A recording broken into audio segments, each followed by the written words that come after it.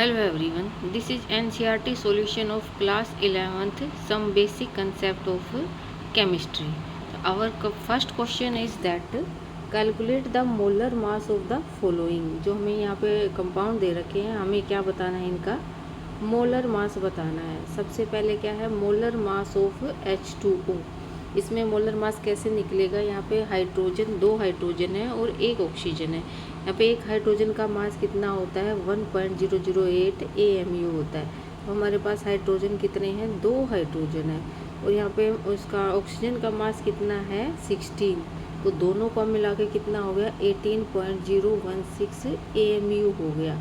ये molar mass किसका है, वाटर का है।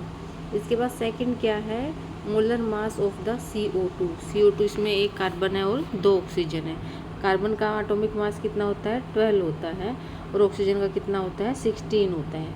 तो इन दोनों को ऐड किया हमने, क्या हो गया, कार्बन डाइऑक्साइड का 44.01 AMU इसका मोलर मास हो गया।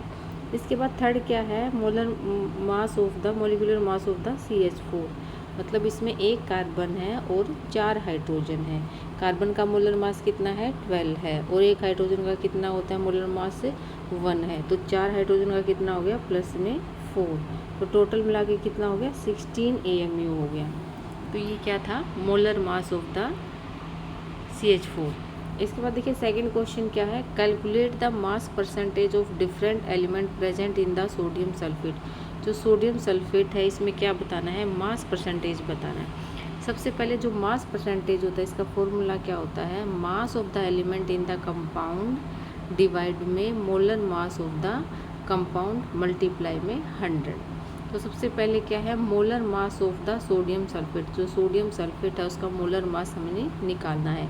एक सोडियम का मोलर मास कितना होता है, 23 होता है। तो 2 सोडियम का 2 × 23, प्लस में सल्फर का कितना होता है, 32 होता है। प्लस में ऑक्सीजन कितने 4 हैं, तो 4 × में 16। एक ऑक्सीजन का मोलर मास कितना होता है, 16। तो टोटल मोलर मास कितना हो गया, 142 ग्राम पर मोल।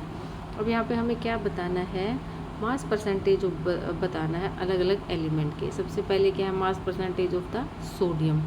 सोडियम का कितना हो गया, मास कितना होता है सोडियम का, 46। इसमें देखिए जो सोडियम होता है, एक सोडियम का मास कितना होता है, 23 होता है। लेकिन यहाँ पे 46 किसकी वजह से है, क्योंकि जो ये हमारे पास कंपाउंड दिया गया है इसमें जो सोडियम कितने प्रेजेंट है, 2 प्रेजेंट है।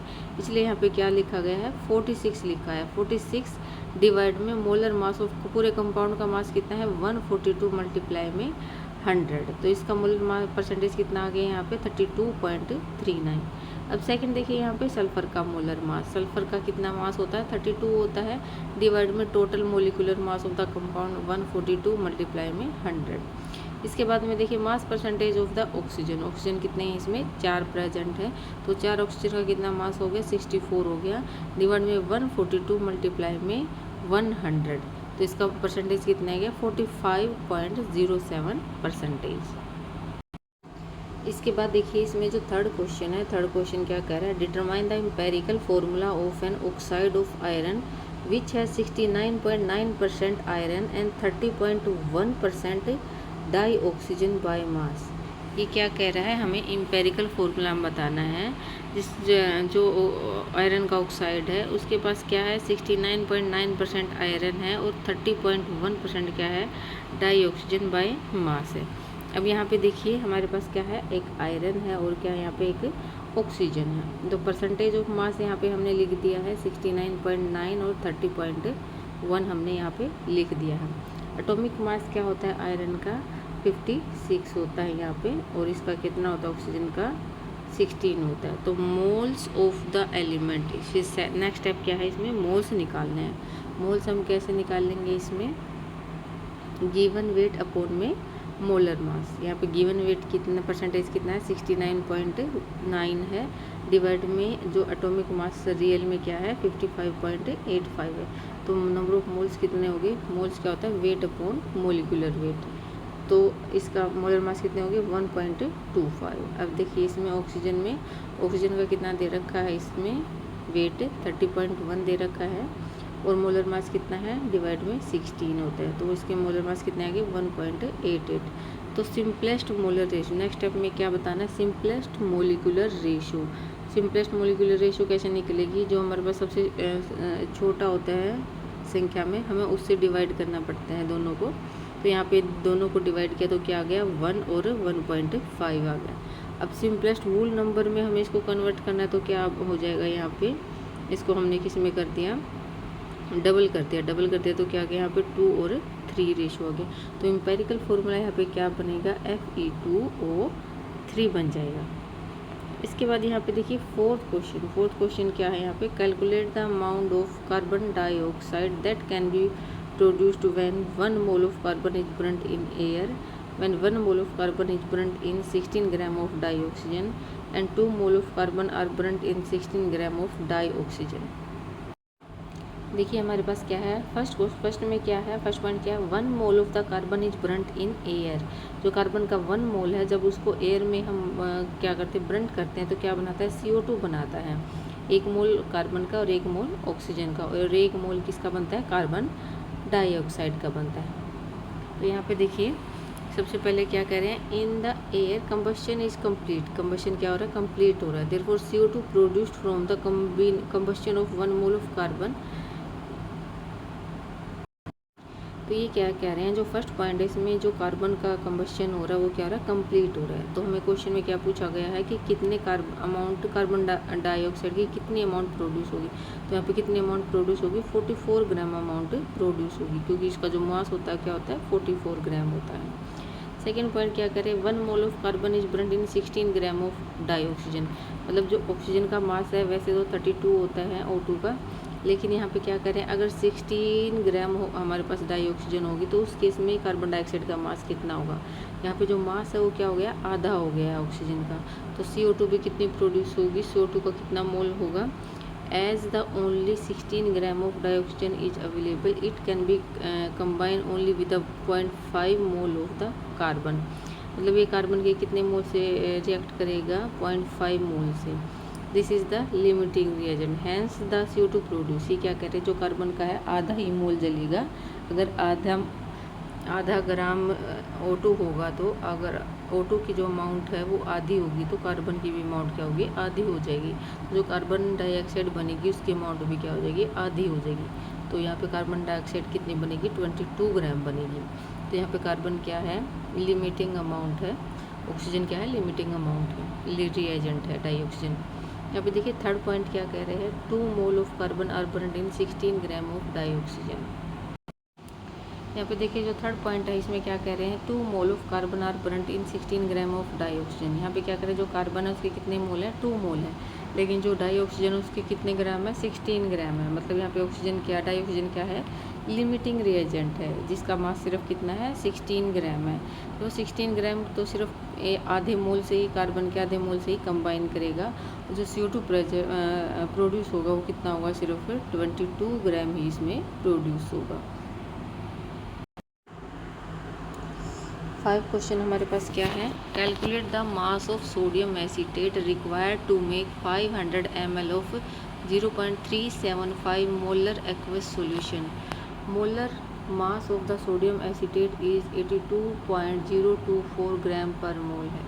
तो यहाँ पे देखिए जो 0.375 एक्वस सॉल्यूशन है यहाँ पे जो दे रखा है, इसका मतलब क्या होता है, ये इतना मोलर सॉल्यूशन कितने ml में होता है, 1000 ml of solution containing sodium acetate.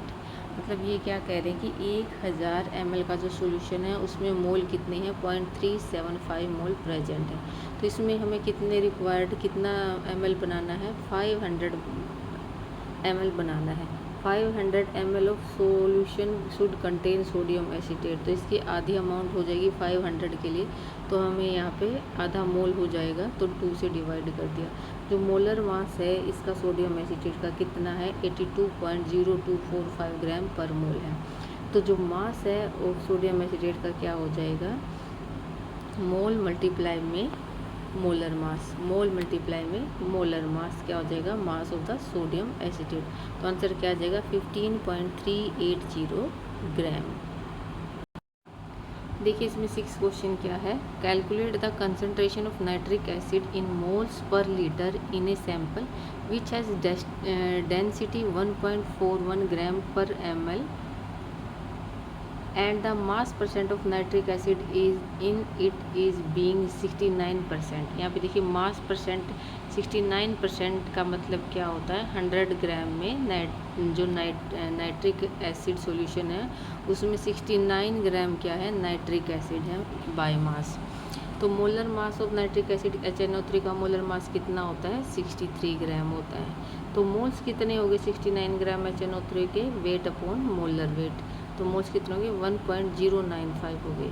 Volume of 100 gram nitric acid solution, यहाँ पे वॉल्यूम बताना है। तो वॉल्यूम क्या होती है, मास बाय, यहाँ पे देखिए जो वॉल्यूम है 100 ग्राम नाइट्रिक एसिड सॉल्यूशन क्या हो जाएगी, मास बाय में डेंसिटी हो जाएगी, क्योंकि जो डेंसिटी होती है वो क्या होती है, मास बाय वॉल्यूम होता है। तो वॉल्यूम किसके बराबर हुई, मास बाय डेंसिटी के बराबर हुई। तो कितना आ गया यहाँ पे, इसको ml को हमने किस में कन्वर्ट कर दिया, लीटर में कन्वर्ट कर दिया, तो कितना आ गया, 0.07092 आ गया। तो हमने इसमें कंसंट्रेशन बतानी है HNO3 की इन मोल्स पर लीटर की।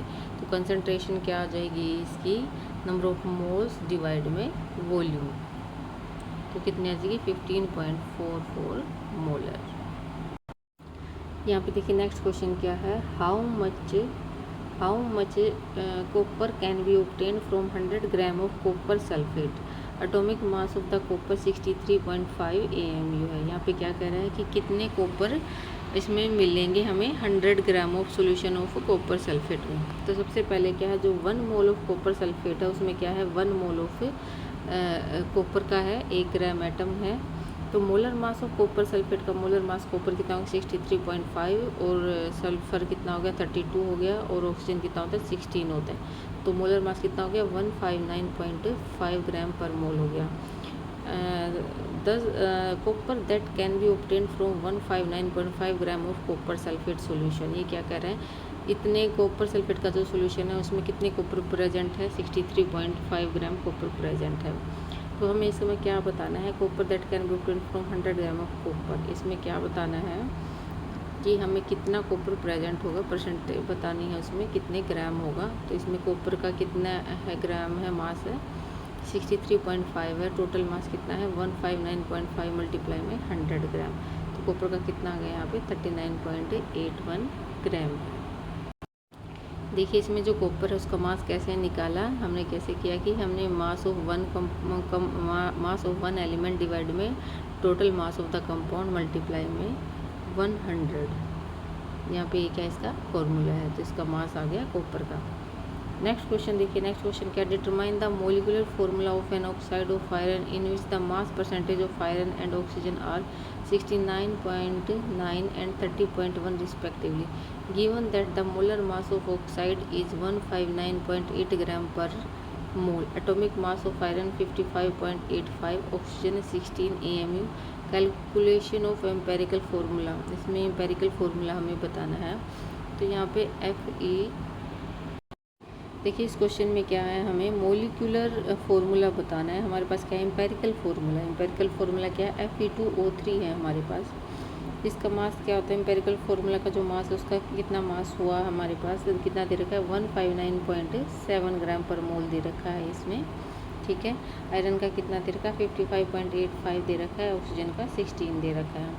तो इसमें क्या कह रहे हैं, यहाँ पे हमें मोलिकुलर फार्मूला निकालने के लिए हमें क्या निकालना पड़ेगा, एन फैक्टर निकालना पड़ेगा, जिसे हमें मल्टीप्लाई करनी पड़ती है।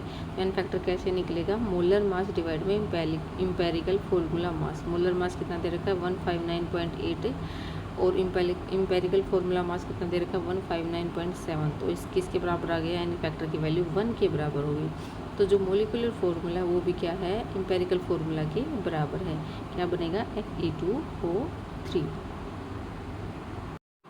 यहाँ पे देखिए 9 क्वेश्चन क्या कह रहे हैं, 9 क्वेश्चन क्या कह रहे हैं यहाँ पे, calculate the atomic mass of the chlorine using the following data. ये हमारे पास डाटा दे रखे हैं, क्लोरीन दे रखे हैं, क्लोरीन 35 और क्लोरीन 37 दे रखे हैं। यहाँ पे परसेंटेज नेचुरल अबंडेंस कितनी दे रखी है, क्लोरीन 35 की 75.77 और क्लोरीन 37 की है 24.23। मोलर मास कितना दे रखा है यहाँ पे 34.96 और एक 37 का क्लोरीन 37 का कितना है 36.96 है।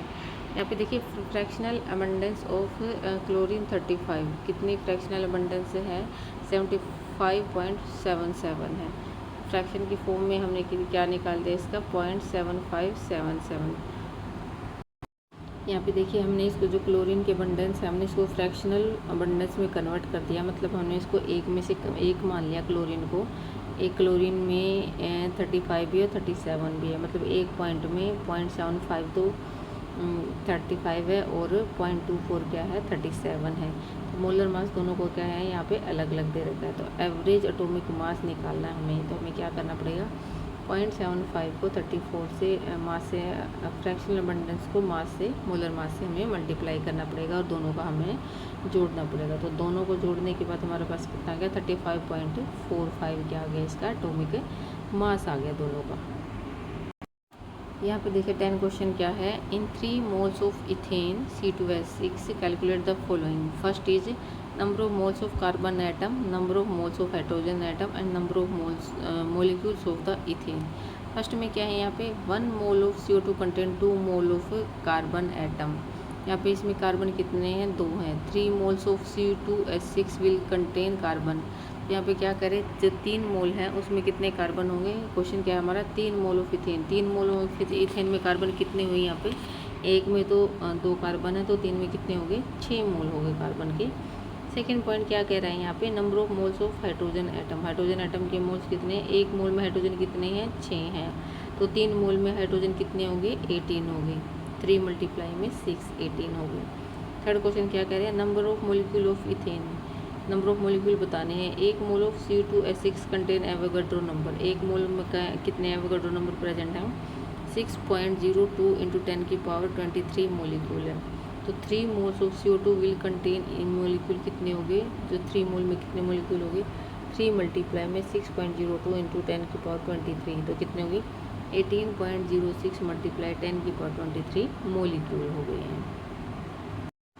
यहाँ पे 11 क्वेश्चन क्या है देखिए। What is the concentration of the sugar in mole per liter? If its 20 gram are dissolved in enough water to make a final volume up to 2 liter. इसमें क्या बताना है शुगर की कंसंट्रेशन बताना है और जो फाइनल वॉल्यूम है वो कितनी हो जाएगी 2 लीटर हो जाएगी। सबसे पहले क्या है जो शुगर है उसका मोलर मास कितना होगा। शुगर का फॉर्मूला क्या होता है C12H22O11 होता है। तो हमने इसको सॉल्यूशन किया तो कितना मास हो गया 342 ग्राम पर मोल हो गए। तो यहाँ पे number of moles of 20 gram of sugar, जो 20 ग्राम ऑफ शुगर है हमें उसके मोल्स निकालना है। कैसे निकालेंगे weight upon molar weight. Weight कितना है 20 ग्राम है डिवाइड में 342 ग्राम पर मोल इसका मोलर मास हो गया। तो नंबर ऑफ मोल्स कितने आ गए 0.0585 मोल्स हो गए हैं। तो मोलर कंसंट्रेशन हमने बतानी है क्या होती है moles upon volume in litre. तो हमने क्या कर दिया जो वॉल्यूम इन लीटर, तो वॉल्यूम कितनी है 2 लीटर हमने इसको बनाना है। नंबर ऑफ मोल्स कितने होंगे 0.0585 तो इसका क्या आगे कंसंट्रेशन 0.0293 मोल पर लीटर, या फिर इसको मोल कितना क्या बोलेंगे इसको 0.0293 मोलर सॉल्यूशन। अभी देखिए क्वेश्चन क्या है। If the density of methanol is 0.793 kilogram per litre what is its volume needed for making 2.5 litre of its 0.25 molar solution. इसमें क्या दे रखे है मिथेनॉल की डेंसिटी दे रखी है। मोलर मास ऑफ मिथेनॉल, सबसे पहले मोलर मास ऑफ मिथेनॉल का क्या फार्मूला होता है CH3OH होता है। मास कितना हो गया इसमें 32 ग्राम पर मोल हो गया। अगर हम इसको केजी में कन्वर्ट करना है तो कितना हो जाएगा 0.032 हो जाएगा। इसके बाद क्या है देख molarity of the given solution. Molarity क्या बन जाएगी इसमें, यहाँ पे देखिए मोलैरिटी क्या बन जाएगी। मोलैरिटी क्या हो जाएगी डेंसिटी अपॉन में मोलर मास ऑफ मिथेनॉल। कितनी डेंसिटी होगी 24.78 मोल पर लीटर हो गया। हमने यहाँ पे कौन सा फॉर्मूला अपनाना है M1V1 इंटू M2V2 जो हमें सॉल्यूशन दिया गया है और जो हमें सॉल्यूशन प्रिपेयर करना है। सबसे पहले हमें क्या सॉल्यूशन दिया गया है, तो तो इसमें हम जब हम वॉल्यूम रखते हैं, यहाँ पे वैल्यू रखते हैं फॉर्मूले के अंदर m1 v1 equal to m2 v2, तो जो मास है कितना दे रखा है, मास यहाँ पे 24.78, यहाँ पे क्या है मोलैरिटी। यहाँ पे देखिए इसमें क्या दे रखी है, हमने क्या निकाली थी, मोलैरिटी निकाल ली थी हमने सॉल्यूशन की। तो हमें क्या निकालना है, इसमें वॉल्यूम को निकालना है। तो हमें दूसरी क्या दे रखी है, जो सॉल्यूशन हमें दे रखा है उसका क्या है, उसकी मोलैरिटी कितनी है 0.25 है, और उसका वॉल्यूम कितनी दे रखी है 2.5 लीटर दे रखी है। तो इस फॉर्मूले से हमने क्या करना है, वॉल्यूम को निकाल लेना है यहाँ पे। तो वॉल्यूम कितनी आ गई यहाँ पे 0.02522 लीटर। अगर हमने इसको ml में कन्वर्ट करना है तो कितना आ जाएगा 25.22 ml।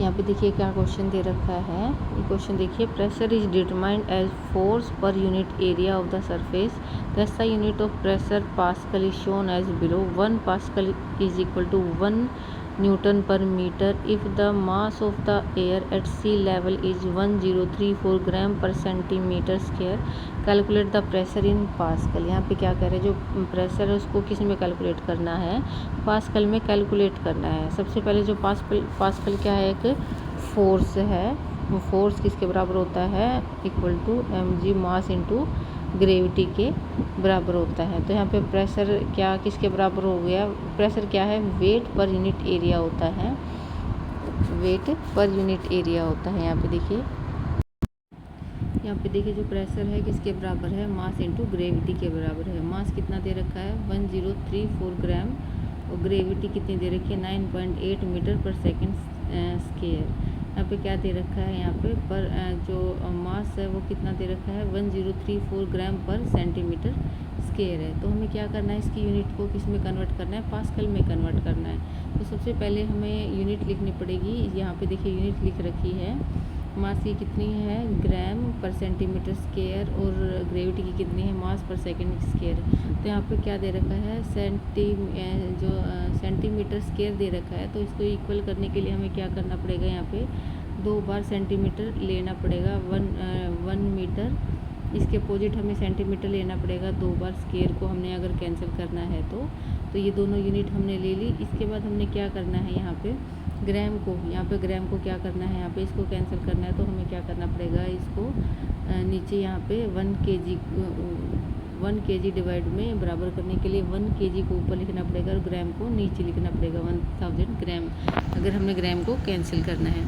इसके बाद किसी 1 से मल्टीप्लाई करनी पड़ेगी। तो नेक्स्ट टाइम क्या है, जो 1 न्यूटन होता है किसके बराबर है, kg मीटर पर सेकेंड स्क्वायर। यहाँ पे kg को अगर हमने क्या करना पड़ेगा, कैंसिल आउट करना पड़ेगा, तो डिवाइड में हमें kg करना पड़ेगा। तो kg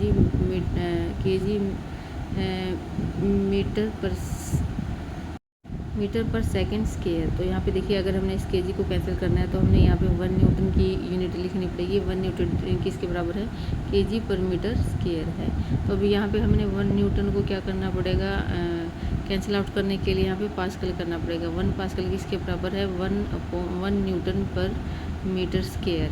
तो हमने इन सारे यूनिट को जब हम कैंसिल आउट करते हैं, यहाँ पे देखिए ये सेंटीमीटर से 2 सेंटीमीटर से सेंटीमीटर कट जाएगा, ग्राम से ये ग्राम कट जाएगा, यहाँ पे kg से यहाँ पे 1 kg कट जाएगा, ये रहा। और यहाँ पे क्या रह जाएगा, देखिए न्यूटन से न्यूटन कट गया यहाँ पे, और क्या बच गया,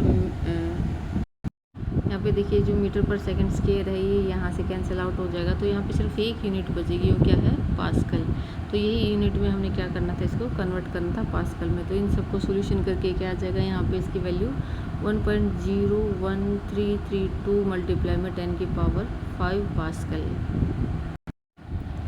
इसके बाद देखिए नेक्स्ट क्वेश्चन क्या है, what is the SI unit of the mass. Mass की SI यूनिट क्या है, kilogram. SI unit of mass is kilogram. Second question क्या है, match the following prefix with their multiplies. यहाँ पे हमने क्या करना है, इनको मैच करना है, किसके बराबर है। यहाँ पे देखिए जो माइक्रो है, माइक्रो किसके बराबर होता है, 10 की पावर -6 के बराबर होता है। माइक्रो 10 की पावर -6 के बराबर होता है। जो डेका होता है वो किसके बराबर होता है, 10 के बराबर होता है। डेका किसके बराबर होता है, 10 के बराबर होता है। जो मेगा होता है वो किसके बराबर होता है, 10 की पावर 6 के बराबर होता है। यहाँ पे देखिए इसके बाद गीगा क्या होता है, 10 की पावर 9 गीगा क्या है 10 की पावर 9 के बराबर होता है। फेमटो किसके बराबर होता है 10 की पावर -15 के बराबर होता है। तो ये हमारा क्या था 15 क्वेश्चन था किसका एनसीईआरटी सॉल्यूशन का। Everyone thanks for watching my video. अगर आपको मेरी वीडियो पसंद आए तो वीडियो को लाइक और शेयर ज़रूर कीजिए और वीडियो को सब्सक्राइब भी ज़रूर कीजिए। Thank you.